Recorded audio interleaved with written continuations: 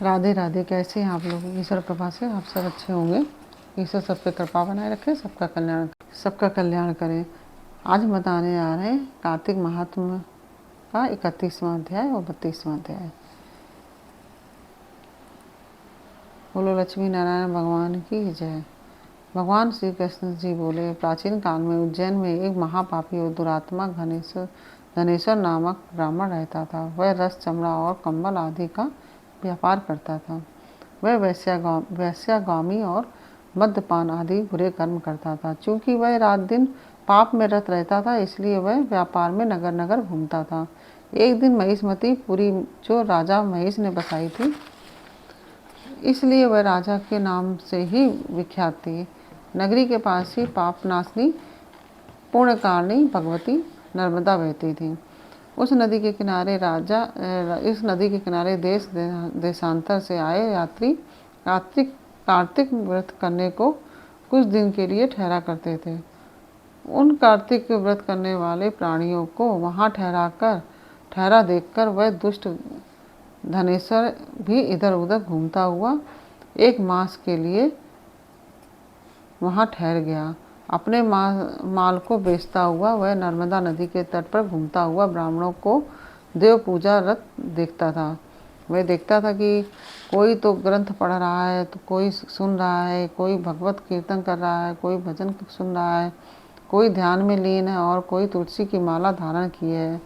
बस इसी तरह वह भगवत भक्तों के बीच में रहा और वैष्णवों के दर्शन करता रहा, उनको स्पर्श करता रहा, उनसे वार्तालाप करता रहा और भगवान विष्णु के नाम स्मरण के पुण्य को अर्जित करता रहा। वह कार्तिक के व्रत का उद्यापन विधि तथा जागरण को भी देखता रहा। उसने पूर्णिमा के व्रत को भी देखा कि व्रती ब्राह्मणों और गुरुओं को भोजन करा रहे हैं, उनको दक्षिणा आदि भी दे रहे हैं। उसने नित्य प्रति भगवान शंकर की प्रसन्नता के लिए होती दीपमाला भी देखी। जो शंकर भगवान की प्रसन्नता के लिए होती थी, उसकी दीपमाला भी देखी। त्रिपुर नामक राक्षस के तीनों पुर को शंकर जी ने इसी तिथि को जलाया था। इसलिए शिव जी के भक्त इस तिथि को दीप उत्सव मनाते हैं। जो मनुष्य मुझ में और शंकर जी में अंतर मानता है, उसकी सारी क्रियाएं निष्फल हो जाती हैं। धनेश्वर वहाँ की पूजा विधि देखता हुआ इधर उधर घूम रहा था कि उसे काले सर्प ने काट लिया और वह भूमि पर गिर पड़ा। उसकी इस दशा को देखकर वहाँ के दयालु भक्तों ने उसे चारों ओर से घेर लिया और उसके मुंह में तुलसी दल मिश्रित जल के छींटे देने शुरू कर दिए। मुंह में तुलसी दल पड़े जल के छींटे दिए और जब उसके प्राण निकले तो यम के दूत उसे बांधकर कोड़े से मारते हुए यमपुरी को ले गए। उसे देखकर चित्रगुप्त ने यम से कहा कि इसने बालकाल से लेकर आज तक बुरे काम ही किए हैं। इसके जीवन में पुण्य तो लेस मात्र भी नहीं दिखाई देता है। यदि मैं पूरा 1 वर्ष आपको सुनाता रहूं तो इसके पापों की सूची समाप्त नहीं होगी। यह महापापी है, अतः इसको 1 कल्प तक घोर नरक में डालना चाहिए। चित्रगुप्त की बात सुनकर यमराज ने बड़े क्रोधों में आकर उसे अपना कालनेमी के समान भयंकर रूप दिखाते हुए अपने अनुचरों को आज्ञा देकर कहा कि हे प्रेत सेनापतियों, इस दुष्ट को मुदगरों से मारते हुए कुंभीपाक नरक में डाल दो।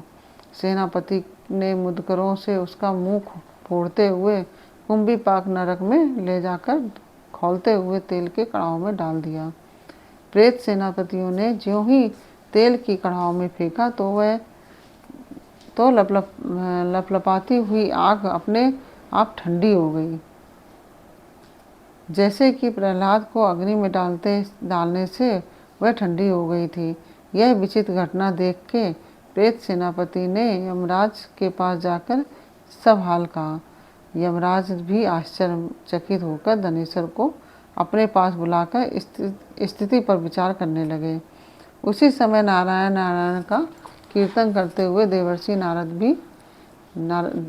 जो नारद जी थे, वो भी वहाँ पर आ पहुँचे और यमराज से कहने लगे, हे यमराज, यह ब्राह्मण नरक में डाले जाने के योग्य नहीं है, क्योंकि इसने अंत समय में कुछ शुभ कर्म किए हैं जो कि नरक यातना को नष्ट करने वाले हैं। जो लोग भगवत भक्त का दर्शन करते हैं, उनसे वार्तालाप करते हैं और उनका स्पर्श करते हैं, चाहे उनको कोई पुण्य कर्म ना किया हो, चाहे उन्होंने कोई पुण्य कर्म ना किया हो, सहज में ही स्वर्ग के अधिकारी हो जाते हैं।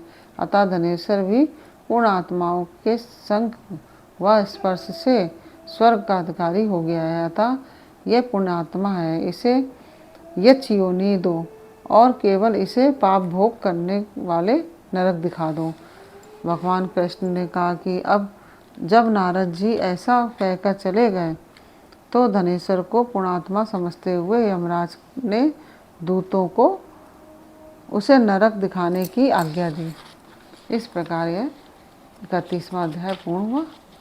अब हम लोग चलते हैं 32वें अध्याय की तरफ। बोलो लक्ष्मी नारायण भगवान की जय। भगवान श्री कृष्ण ने कहा कि प्रेतपति यमराज की आज्ञा से धनेश्वर को नरकों के पास ले गया और उसे दिखाता हुआ कहने लगा, हे धनेश्वर, इन भयंकर नरकों को देखो जिनमें कि पापियों को यम के दूत सदा ही दुख देते रहते हैं। यह देखो, यह तप्त वाचुक नामक नरक है। इसमें देह जलने के कारण पापी विलाप कर रहे हैं। भोजन के समय जो प्राणी भूखों को भोजन नहीं देते, बार बार नरक में डाले जाते हैं। वह मनुष्य जो गुरु, अग्नि, ब्राह्मण, गौ, वेद और राजा इनको लात मारते हैं, यह वह भयंकर नरक अतिशय पापों को करने पर मिलते हैं। अब देखो, यह दूसरा अंधक मिश्र नामक नरक है। हे ब्राह्मण, सुई की भांति मुख वाले तमोत नामक कीड़े इन पापियों को काट रहे हैं। इस नरक में दूसरों का दिल दुखाने वाले पापी गिराए जाते हैं। अब ये तीसरा क्रैकय नामक भयंकर नरक है। इस नरक में पापी आरे से चीरे जाते हैं। यह नरक भी असीमत्रवण आदि भेदों से 6 प्रकार का है। इसमें स्त्री तथा पुत्रों में वियोग कराने वाले प्राणियों को कढ़ाई में पकाया जाता है। 2 प्रियजनों को बिछो कराने वाले मनुष्य भी आसीमंत्र सभी तलवार की धार से काटे जाते हैं और कुछ भेड़ियों के डर से भाग जाते हैं। अब तुम यह चौथा नरक देखो, इसका नाम अर्गल है। इसमें पापी लोग तरह तरह से चिल्लाते हुए इधर उधर भाग रहे हैं। यह नरक भी वध आदि भेदों से 6 प्रकार के हैं। यह देखो, यह कूट साल्यली नामक 5वां नरक है। जिसमें कि अंगारों की भांति कष्ट देने वाले बड़े बड़े कांटे लग रहे हैं। यह भी यातना आदि के भेदों से 6 प्रकार का है। पर स्त्री गमन करने वाले प्राणी इस नरक में पकाए जाते हैं। देखो, यह उल्वण नामक 6वां नरक है, जिसमें कि सिर नीचे करके पापियों को पकाया जाता है। जो लोग भक्ष्याभक्ष्य का विचार नहीं करते, दूसरों की निंदा या चुगली करते हैं, उनको इस नरक में डाला जाता है। देख लो कि ये लोग किस तरह से चिल्ला रहे हैं। दुर्गंध भेद से यह नरक भी 6 प्रकार का है। यह देखो, 7वां कुंभीपाक नाम का नरक है। यह बहुत ही भयंकर है। हे ब्राह्मण, यह भी 6 प्रकार का है। इसमें महापातकी लोगों को पकाया जाता है। इस नरक में हजारों वर्ष तक यातना भोगनी पड़ती है। यही रौरव नरक है। इच्छा रहित जो पाप किए जाते हैं कि वह सूखे और इच्छा पूर्वक जो पाप किए जाते हैं वह पाप आर्ध कहलाते हैं। इस प्रकार शुष्क और आर्ध भेदों से यह पाप 2 प्रकार के होते हैं। इनके अतिरिक्त और भी पृथक पृथक 84 प्रकार के पाप हैं। अब क्रीड़ा, पाडाकते, मलिनीकर, जाति, भ्रंश, कण, उपाय, अतिपाप, महापाप, यह 7 प्रकार के पातक हैं। जो जैसा जो जीव जैसा कर्म करता है वह इन 7 नरकों में अपने पाप कर्मों के अनुसार पकाए जाते हैं। तुम्हारा चूंकि कार्तिक व्रत करने वाले प्रभु भक्तों से पर्याप्त मेल जोल रहा है, उसके पूर्ण प्रभाव से तुम्हारी नरक यातना दूर हो गई है। भगवान कृष्ण ने कहा, इस प्रकार प्रेत पति ने धनेश्वर को सब प्रकार के नरक दिखाने के बाद यक्ष लोक में ले जाकर उसे वहाँ का राजा बना दिया। वहाँ पर उसका नाम धन यज्ञ हुआ और वह कुबेर जी का सेवक बन गया। बाद में महर्षि विश्वामित्र ने उसके नाम पर तीर्थ बनाया। हे राजन, कार्तिक मास का व्रत महाफल का दाता है। इसके बराबर कोई दूसरा पूर्ण कर्म नहीं है। जो कोई यह व्रत करता है तथा व्रत करने वाले का दर्शन करता है, उसे अवश्य मुक्ति मिलती है। इस प्रकार यह 32वां अध्याय पूर्ण हुआ। और यह आपको कैसा लगा यह हमें कमेंट बॉक्स में अवश्य बताइए। और अगर अच्छा लगा हो तो वीडियो को लाइक शेयर अवश्य कर दीजिए।